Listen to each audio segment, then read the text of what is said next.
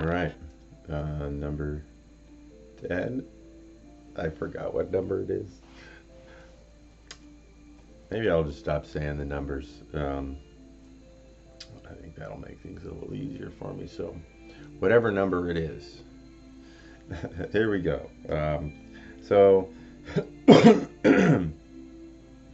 I decided kind of how I want to do this. I left off kind of discussing how the food situation was in Samoa, and kind of look at it in my outline and my cue cards. I think I want to. I initially wanted to kind of go through a daily schedule and the pros and cons of the place and kind of a summary, and I think it's best if I really kind of explain the specifics of what it was and then kind of give you what my daily schedule would have looked like on a good day and a bad day. The food was what you would have expected in a place like that. They cooked a lot of it over an open fire. Um, Mac and cheese was a big one, and they did that, of course, on the stove. Um, it certainly wasn't mac and cheese that Mom would make for you. It was Kraft, and I don't think they really understand how to make it because they'd dump all the noodles from about 50 boxes into the pot of cold water. And then I think they actually would just dump all the cheese mix in there with it and just boil it until the water was gone. Because we always got it in these big chunks, and some of it had cheese and some of it didn't. It was a carb source. We got used to it. Sometimes it was pretty good. I think there were a few cooks that actually knew how to make it. But now, I guess I better explain this a little. The staff there, there were no American staff. We had to really start to pick up on the language. Um, I can still count to 10. Kasi lua kolufa, liva onu. Oh, now I'm on camera and I'm stuttering. Um, I can count to 10. I was watching Moana the other day, and a lot of the words in the songs are, they're familiar to me still. Um, so communicating with the staff, getting used to kind of their way of life because we were their job every day. That we, they'd come in and make our food, and those staff especially were very, very limited in their abilities to communicate with us in English, and some of them were just downright mean, and some of them were actually really pleasant. So anyway, now I'm going to kind of get into some of the activities because we did have a daily schedule to fill. We did play a lot of volleyball. We did spend a lot of time out in the ocean. We were on base. There were three separate beaches. Each beach had, I think, between 50 and 80 boys.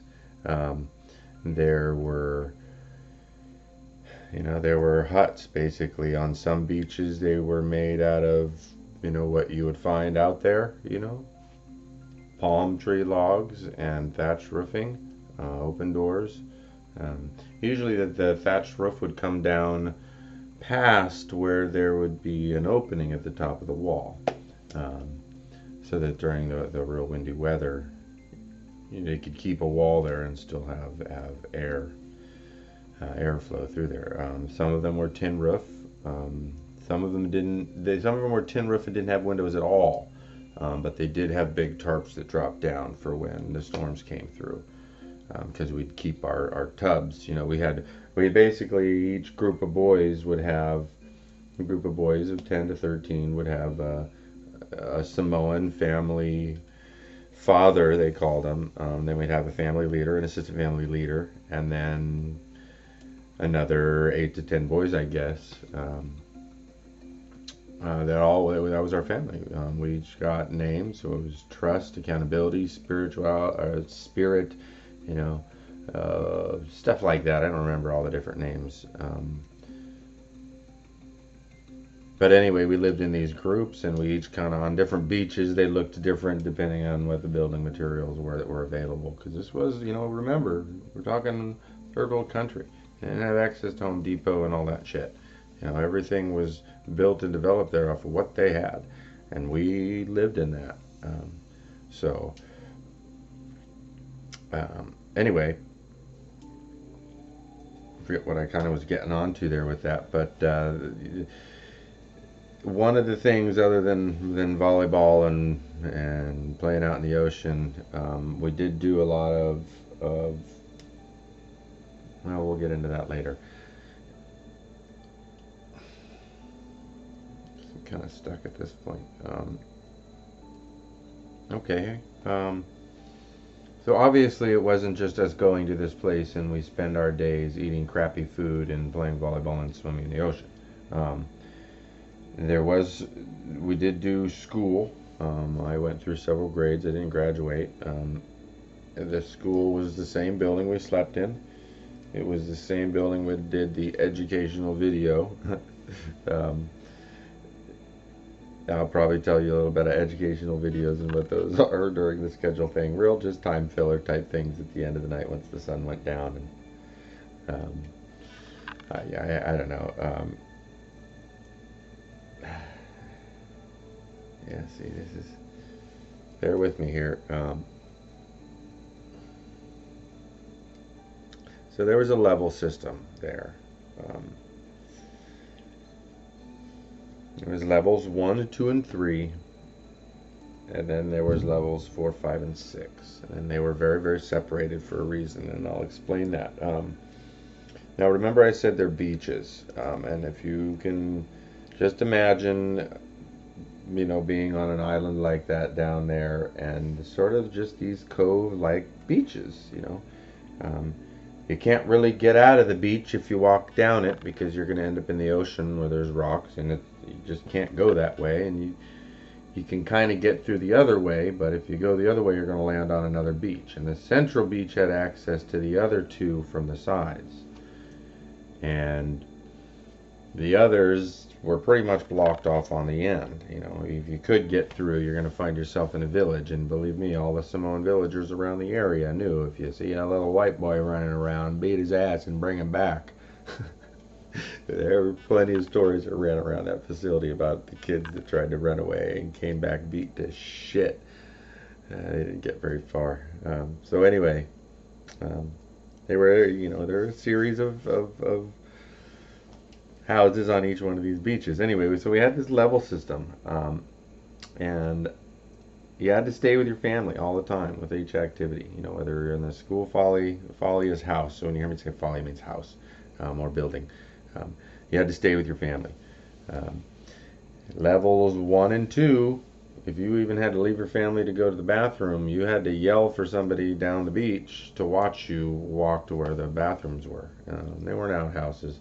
But they were stalled facilities.